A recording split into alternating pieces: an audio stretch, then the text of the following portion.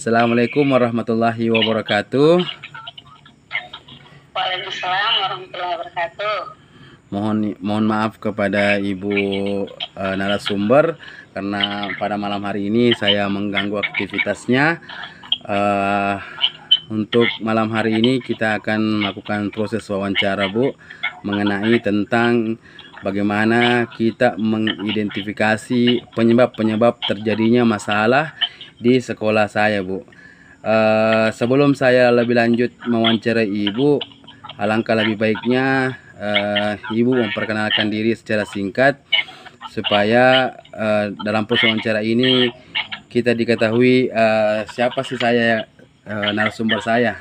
Mohon kepada Ibu dipersilahkan. Ya, Assalamualaikum warahmatullahi wabarakatuh. Nama saya Liliana Mansur, SPD MPD. Pekerjaan guru madrasah Senayan. Oh, ya. Oke, terima kasih, Bu. Untuk pengetahuan teman-teman, Ibu ini kenapa saya menjadikan narasumber, karena beliau sudah menerbitkan buku ya, Bu. Iya.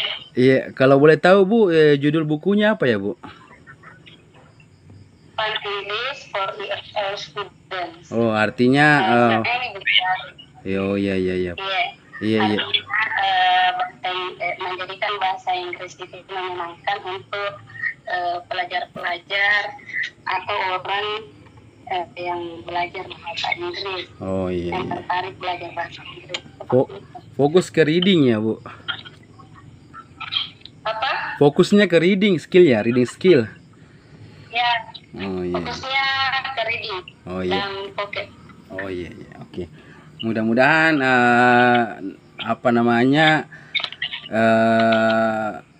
ilmu yang Ibu berikan malam hari ini memberi dampak negatif, dampak positif kepada sekolah kami ya, Bu.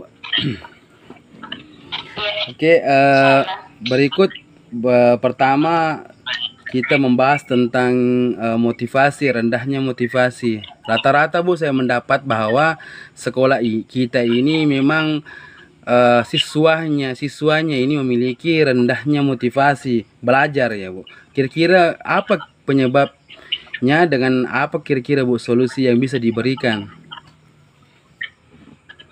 Ya, pertama kita lihat dulu faktor penyebab kurangnya dari motivasi belajar siswa di sekolah. Nanti kita masuk di bagaimana pengaruh kepada motivasi belajar bahasa Inggris, karena kita Nanda ini adalah guru bahasa Inggris dan juga pribadi terjun di lapangan. Ya, tetapi secara umum dulu faktor penyebab kurangnya motivasi siswa itu sebenarnya pertama adalah dari siswa itu sendiri. Kenapa ini mengatakan bahwa dari siswa itu sendiri? Karena anak-anak terkadang menjadikan belajar itu hanya sebagai kewajiban. Ya, misalnya dia pergi ke sekolah karena mungkin wajib, itu diperintahkan oleh orang tuanya, cari ilmu dan sebagainya. Tetapi sebenarnya yang paling penting adalah kesadaran dari dalam diri anak-anak itu untuk menimba ilmu tanpa harus dipaksa, tanpa harus ada faktor-faktor X yang mempengaruhi anak tersebut. Jadi kalau saya pribadi selama ini melihat kenapa motivasi anak-anak itu rendah, ya itu karena kurangnya kesadaran dari anak itu sendiri.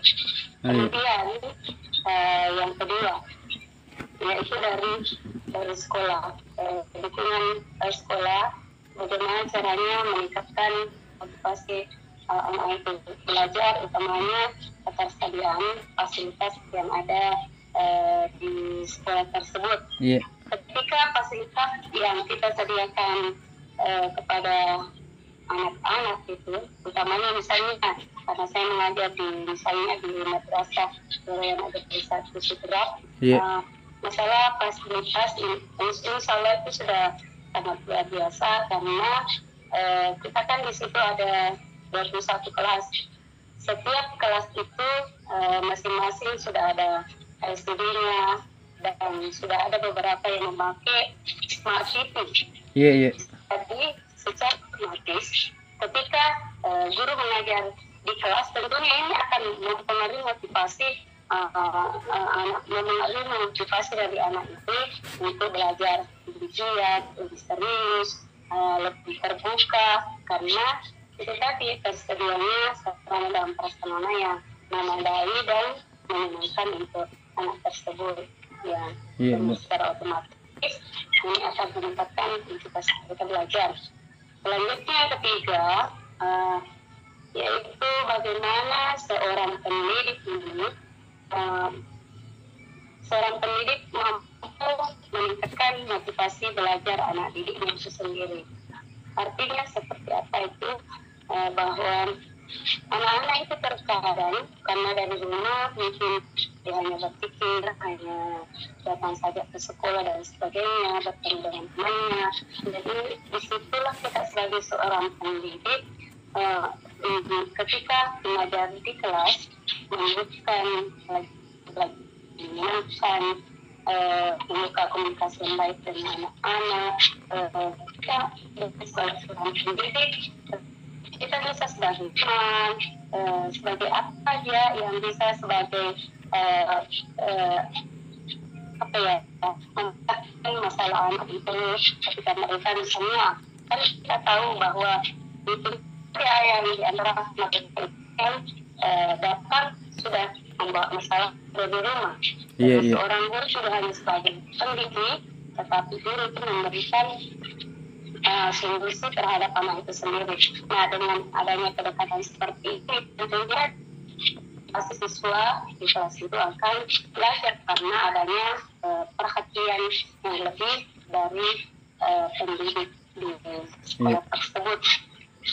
Ya, mungkin seperti itu. Jadi saya rangkum ya, Bu. Jadi yang pertama tadi Ibu sampaikan bahwa faktor-faktor yang mempengaruhi motivasi, rendahnya motivasi siswa itu yang pertama dari kemauannya siswa itu sendiri. Yang kedua tentang sekolah yang harusnya menyediakan fasilitas sarana dan prasarana yang lengkap ya, Bu. Kemudian yang ketiga itu tentang pendidik, bagaimana seorang pendidik atau guru bisa berkomunikasi baik, kemudian menjadi motivator, inisiator kepada anak didiknya, seperti itu ya, Bu. Iya.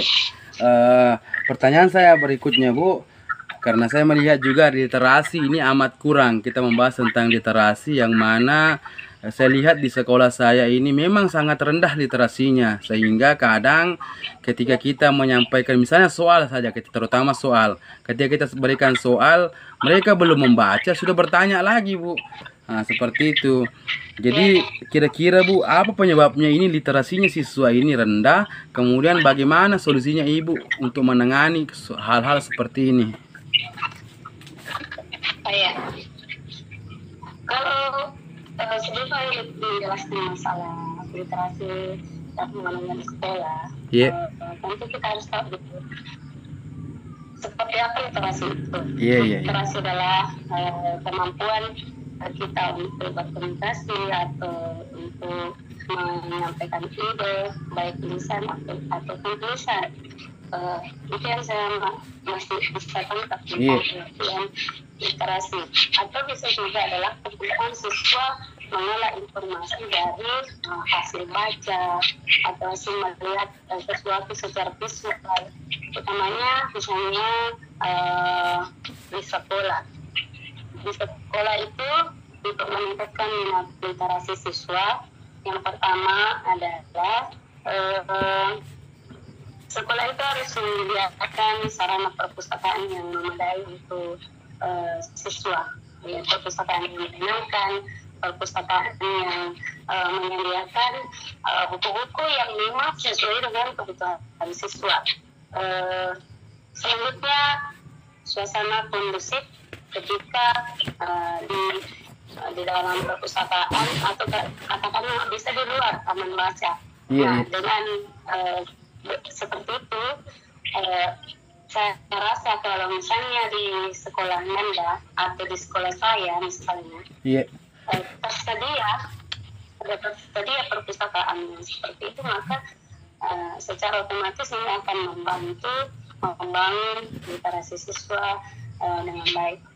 Seperti misalnya kalau di sekolah saya itu sudah ada digital library. Anak-anak tidak hanya masuk saja di perpustakaan, tetapi bisa mengakses informasi secara digital. Jadi mereka bisa meningkatkan kemampuan literasi mereka. Kemudian yang kedua, kita sebagai pendidik harus senantiasa membuka kita harus sering berkomunikasi dengan anak-anak kita, apa kebutuhan mereka, seperti misalnya dengan model wawancara atau bertanya kepada mereka tentang masalah yang dihadapi, kemudian solusi apa kira-kira yang kita bisa berikan sehingga anak-anak tersebut bisa terselesaikan masalahnya. Nah, dengan seperti ini, misalnya kegiatan wawancara anak-anak itu dekat dengan anak-anak, membangun komunikasi yang baik, maka secara otomatis muncul skill literasi dari anak itu sendiri. Artinya mereka tidak terpaku dengan lingkungan yang ada. Malah justru dengan keterbukaan dari pendidik dan ketersediaan tadi itu, perpustakaan buku-buku yang memadai, maka secara otomatis anak-anak itu mampu mengkomunikasikan apa yang mereka inginkan dan seperti apa yang harus mereka lakukan. Namanya menyangkut masalah literasi. Jadi yang saya tangkap, Bu, pertama tentang arti dari literasi, yang mana literasi ini adalah kemampuan berkomunikasi atau menyampaikan ide baik secara tulis ataupun secara lisan, ya, Bu. Kemudian ada juga artinya mengelola ide setiap bacaan, gitu ya, Bu. Kemudian dari solusi, halo. Ya, dikasih jelas surat. Oh iya, Bu, ya. Jadi yang pertama yang pertama tentang solusinya, sarana dan prasarana di perpustakaan itu sudah lengkap. Artinya lengkap, menyenangkan, kemudian nyaman untuk digunakan, kondusif. Kemudian seperti yang Ibu sampaikan, di sekolahnya Ibu itu mempunyai akses digital istilahnya, ya, Bu, sehingga siswa ini mampu mengakses informasi melalui digital. Jadi literasi digital istilahnya sudah mereka laksanakan.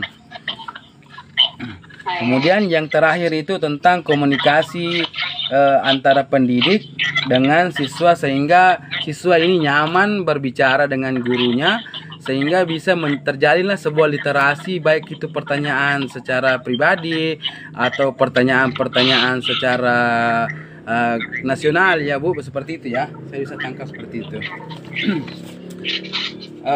Kemudian Ibu, di sekolah saya juga itu terdapat masalah tentang kurangnya dimanfaatkan itu teknologi, Bu. Artinya dalam pembelajaran mereka masih menggunakan metode-metode pembelajaran yang konvensional, artinya tidak menggunakan teknologi sebagai alat bantu atau bisa menjadi kemudahan dalam proses pembelajaran. Kira-kira di sekolah Ibu apa penyebabnya biasa kalau terjadi seperti ini, dan solusinya bagaimana kira-kira, Bu? Kalau yang masalah pemanfaatan teknologi itu sangat bagus sekali, ya. Dimanapun, di sekolah manapun itu, ya, karena dampaknya ke anak-anak itu sangat besar sekali dan memudahkan guru dalam mengajar. Mungkin di sekolah Bapak sudah tersedia juga fasilitas kayak misalnya LCD dan sebagainya, tetapi secara umum di sekolah-sekolah kita, utamanya di Kabupaten Sidrap, kalau saya yang artinya selama ini melihat perkembangan bagaimana penggunaan teknologi misalnya di sekolah-sekolah Sidrap, ternyata kalau kita melihat, ya, baru sekitar di 50% ya. Misalnya di kelas itu digunakan LCD. Nah, tetapi alhamdulillah dengan adanya misalnya kekurangan yang seperti itu, kita mencoba untuk bagaimana meningkatkan pelayanan kepada peserta didik dengan menambah jumlah LCD yang ada di sekolah kami. Dan itu salah satu masukan juga sebagai guru kepada kepala madrasah untuk selalu kami memajukan pemanfaatan teknologi di sekolah kita. Kalau ada yang bisa misalnya LCD, langsung dilapor pada kepala madrasah untuk diganti. Yang kelasnya di dalam kelas itu tersedia LCD, smart TV, atau hal-hal apa saja yang berbau teknologi sehingga memudahkan tadi proses pembelajaran di dalam kelas. Tetapi sekarang sudah ada perbedaan. Ketika corona, siswa masih diizinkan menggunakan bawa HP madrasah. Tetapi setelah corona alhamdulillah sudah pulih, maka siswa sudah dilarang untuk membawa HP. Itu untuk tingkat SMP-nya, tetapi kalau untuk tingkat madrasah aliyahnya, kebetulan kami di belakang itu satu kompleks antara madrasah sanawiyah dan madrasah aliyah. Kalau untuk siswa madrasah aliyah, kita sudah izinkan membawa HP ke madrasah karena kami anggap mereka sudah mulai dewasa, sudah aman ketika mereka membawa HP ke madrasah. Lagi pula banyak sekarang pembelajaran yang memakai Android ya. Tetapi kalau untuk MTS kami masih larang untuk membawa HP ke madrasah. Cuma untuk memudahkan komunikasi siswa dan guru misalnya yang tidak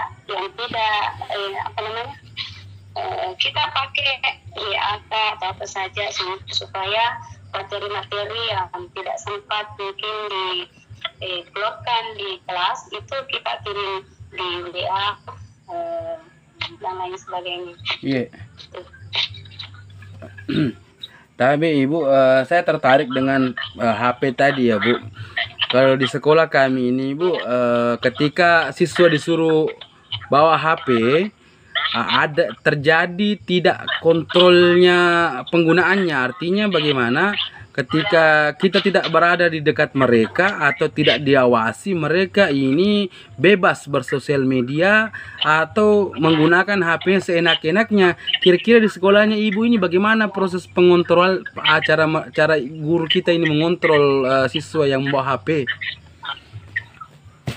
Oh iya, kalau itu tadi kalau di aliyah di sanawiyah, di madrasah sanawiyah, kasus kita sama. Anak-anak itu tidak boleh membawa HP ke madrasah kecuali yang dibutuhkan, kecuali yang sangat membutuhkan. Tapi kalau di aliyah itu wajib membawa HP karena itu tadi materi-materi yang diajarkan kan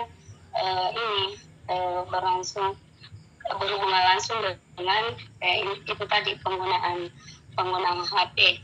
Sekarang kan pembelajaran perlahannya manual saja, terkadang terlalu banyak menyentuh waktu, kemudian cara menyampaikannya terlalu lambat dan sebagainya. Dengan adanya HP, anak-anak membawa HP ke madrasah itu sangat mudah sekali. Masalah memantau penggunaan HP di madrasah ya, kita memberikan istilahnya kita memberikan rasa percaya kepada anak itu sendiri bahwa mereka bisa menggunakan HP itu dengan aman. Apalagi kalau istilahnya tingkat SMA itu mereka sudah mulai dewasa. Ada kalau misalnya ada yang melakukan hal-hal yang di luar dari pembelajaran dan itu mengganggu proses belajar mengajar, kita serahkan kepada guru BP-nya atau guru BK-nya untuk memberikan nasihat atau kalau sudah berlebihan misalnya kita memanggil orang tuanya dia mau menggunakan HP atau tidak, ya terserah dia. Tetap intinya itu akan mempengaruhi proses belajar mereka di sekolah. Ya. Jadi selalu ada hubungan antara orang tua, guru BP, dan guru itu sendiri. Sehingga anak-anak juga akan merasa takut ketika mereka membuat sesuatu yang salah, misalnya sesuatu yang mungkin nanti akan dibawa ke ruang BP. Jadi dia hindari memang nih penggunaan yang HP yang berlebihan atau yang tidak pantas di sekolah. Oh iya. Artinya siswa diberikan kepercayaan penuh ya Bu. Artinya mereka diberikan kepercayaan untuk menggunakan sebaik-baik HP-nya. Untuk menggunakan HP di sekolah. Dan bagi siswa yang misalnya yang kurang mampu, maka di sekolah ada fasilitas internet disediakan. Oh iya. Iya, saya dapat poinnya Bu. Lanjut kita ke soal-soal hoax Bu. Artinya sekarang kan gencar-gencarnya memang pemerintah atau menteri kita bagaimana pembelajaran berbasis hoax. Ya, di sekolah saya Bu, ketika siswa ini diberikan pertanyaan tentang soal-soal kritis, artinya berpikir secara kritis, bagaimana, kenapa, kadang mereka tidak bisa menjawab. Apakah di sekolah Ibu juga terjadi seperti ini, dan apa penyebabnya, dan bagaimana gurunya menyelesaikan masalah-masalah ini? Untuk masalah kemampuan siswa dalam menjawab soal-soal hoax, kalau saya pribadi di sekolah, melihat ini saya sebagai guru bahasa Inggris. Ternyata itu penyebabnya ya dari kemampuan membaca siswa itu sendiri. Ketika anak-anak malas membaca, apakah itu buku bacaan, apakah itu buku-buku yang buku bacaan yang berhubungan dengan mata pelajaran, ataukah buku-buku yang mendukung motivasi anak itu bisa berkembang, atau berkomunikasi, atau apa saja masalah problem solving, maka secara otomatis anak itu kalau dia malas membaca, maka kemungkinan ketika dia dipertemukan dengan soal-soal hoax, maka dia tidak terlalu memuaskan caranya dia menjawab pertanyaan, atau bahkan mereka tidak mengerti mau diapakan soal ini. Ya, jadi kalau kami pribadi itu bagaimana anak-anak ini rajin membaca buku. Kemampuan literasi dalam hal membaca bukunya dulu yang penting, yang tidak hanya dipantau ketika di dalam kelas, tetapi membangun kesadaran anak-anak itu dimanapun dan kapanpun dia harus mengkaji ilmu, membaca buku dan lain sebagainya, atau berdiskusi dengan teman-temannya. Nah, untuk membangun ini, makanya kami perbanyak kegiatan-kegiatan kolaborasi. Artinya anak-anak itu diajak untuk bekerjasama dengan teman-temannya, menyelesaikan masalah. Kalau ada yang ditanyakan, ya didiskusikan dengan teman-temannya atau bisa bersama dengan mata pelajarannya. Jadi ketika dia menjawab bertemu dengan soal-soal hoax, sekolah akan mudah mereka mengerti. Kemudian yang kedua, ketika mengajar, pendidik memang harus memperlihatkan kepada anak-anak seperti ini loh yang dibilang soal-soal hoax, seperti ini contohnya. Nah, jadi ketika anak-anak itu ujian dan sudah dibiasakan diberi contoh soal-soal hoax, maka dengan terbiasa diberikan soal-soal hoax oleh bapak dan ibu gurunya, maka insya Allah di mana dan kapanpun dia mau di dalam kelas, mau mungkin dia berada di kegiatan lain di sekolah lain, insya Allah akan bisa menjawab pertanyaan-pertanyaan hots, ya. Iya. Ya, seperti itu. Jadi dua poin yang saya tangkap, Bu. Yang pertama itu siswa sebenarnya mempunyai literasi yang rendah. Ketika literasi mereka bertambah, artinya mereka mampu menjawab sebenarnya soal-soal hots. Nah, iya. Begitu. Yang kedua tentang bagaimana juga pendidik ini bukan saja siswanya yang dituntut, tetapi guru juga seharusnya bisa mengajarkan soal-soal bentuk hots sehingga siswa ini terbiasa dengan soal-soal seperti itu dan mereka mudah menjawab ketika ada soal-soal seperti itu lagi. Begitu ya, Bu? Oh iya. Ada tambahan, Bu? Siapa tahu ada tambahannya? Kalau kami supaya anak-anak itu terbiasa tidak hanya menjawab soal-soal hots, tetapi bagaimana pendidik itu memperbanyak kegiatan-kegiatan ekstra lah Iya. sekolah. Misalnya kalau kita Inggris ditambah dengan misalnya English Game, Spending the Day, atau lomba pidato bahasa Inggris. Jadi dengan terbiasa mengikuti kegiatan-kegiatan seperti itu, maka anak didik kita itu akan meningkat rasa percaya dirinya. Jadi sudah menganggap bahwa apapun yang terjadi di sekitar mereka, mau dia disuguhkan apapun, mau disuguhkan soal hots, itu sudah mereka sudah makan siang lah, ceritanya. Iya. Artinya tidak menghalangi mereka untuk berkembang, malah dengan adanya ujian-ujian dan apa sebagainya itu bisa lebih meningkatkan prestasi mereka. Oh iya. Saya dapat, saya tangkap. Iya. Oh, ada juga tambahan. Iya.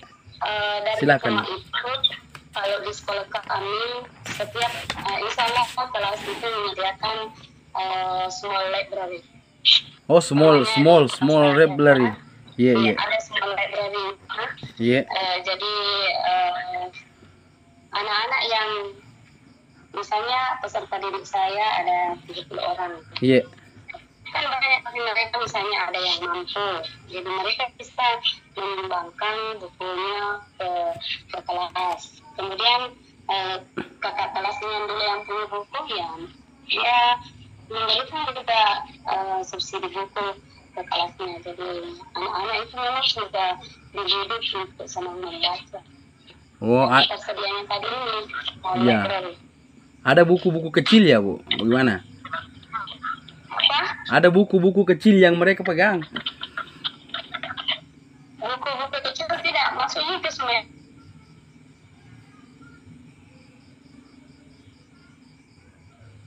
Buku kemudian disimpan, dipajang di kelas. Oh, iya. Dipajang di kelas. Iya. Ketika masuk di kelas, suasana belajar itu menyenangkan karena tersedia semua library di perpustakaan itu. Anak-anak tidak harus perpustakaan sekolah, tapi mereka cukup dengan ketika dari belanja, makan di kelas, misalnya, mereka bisa ngobrol sama teman sambil membaca. Oke. Happy fun. Artinya di ruang kelas mereka itu ada di pojok-pojokan istilahnya ya, di pojok-pojok itu ada semacam bahan bacaan. Oh. Iya, mengerti, Bu. Sehingga mereka lebih nyaman tinggal di kelas. Lebih nyaman tinggal di kelas. Oh iya. Makan makanan untuk yang istirahatnya kan? Iya. Misalnya kan jam-jam 10 istirahat siswa. Mereka lebih senang beli makanan kemudian masuk di kelas ketimbang tinggal makan di warung. Iya. Kembali ke kelas makan sambil baca buku. Atau diskusi sama temannya. Iya. Ya seperti itu. Sama kondusif, nyaman untuk anak-anak. Iya betul. Kadang juga itu kan ada siswa, Bu, tidak mau ke perpus ya, artinya segan-segan atau malu-malu. Jika di kelas kan enak. Iya. Waktunya juga mungkin ada ini terbatas, waktunya agak terbatas. Iya betul. Anak-anak mau pakai. Ya. Oke. Kalau ya sekarang sudah normal. Untuk pelajarannya anak-anak pulang kalau di sekolah saya itu 2:10. jam 2.10. Jadi ya mungkin anak-anak untuk berputuskan ada cuma untuk meluangkan waktu yang terlalu banyak ke sana mungkin tidak terlalu intens ya. Iya, Karena betul. itu tadi Iya, saya dapat. belajarnya sangat berat sekali. Maka salah satu cara guru untuk membantu mereka belajar itu menyiapkan semua pelajaran di kelas tersebut. Iya. Arti keren juga ya. Wah, artinya saya baru terpikir seperti itu. Ada juga ya istilah. Ini, iya. Insya Allah bisa diterapkan nanti Bu ke depannya kami di sekolah kami seperti itu ada. Iya, terima kasih Bu atas diskusi hari ini, wawancara hari ini, baik itu penyebab maupun solusi yang telah Ibu berikan kepada kami. Mudah-mudahan apa yang Ibu berikan kepada kami memberi manfaat kepada diri saya sendiri, terutama sebagai pendidik yang terus berproses. Iya Bu, iya. Ataupun di sekolah kami juga memberi manfaat dan pendidikan kedepannya. Ya, mungkin cukup Iya, apa Bu? Iya, silakan Bu. Untuk anak-anak saya di madrasah, kami akan membangun kelas literasi nanti dari karya menulisnya anak-anak. Karya. Insyaallah jadikan hidup. Iya, jadi mereka ada rasa diri bahwa mereka tidak hanya menulis, mereka tidak hanya membaca, tetapi nanti hasil karyanya bisa dipublikasikan. Wow, hebat itu ya. Contohnya puisi. Iya, betul. Mereka diajar membuat puisi, mengarang, apa saja yang mereka senangi tanpa harus kita memaksa mereka. Pokoknya kita memberikan peluang ke anak-anak apa yang disukai, apa yang disukai, kemudian diturunkan di dalam kertas. Atau bisa langsung berkomunikasi dengan gurunya, nanti gurunya yang merasakan. Insya Allah ini akan menjadi karya yang bisa dipublikasi. Insya Allah Bu. Itu luar biasa sekali Bu, artinya siswa juga ikut berpartisipasi ya dalam proses pengembangan jati diri mereka. Siap Bu, ya insya Allah. Ya, mungkin cukup sekian wawancara kita pada hari ini. Mudah-mudahan Ibu sehat selalu. Semoga Allah memudahkan segala urusan kita. Assalamualaikum warahmatullahi wabarakatuh. Waalaikumsalam warahmatullahi wabarakatuh.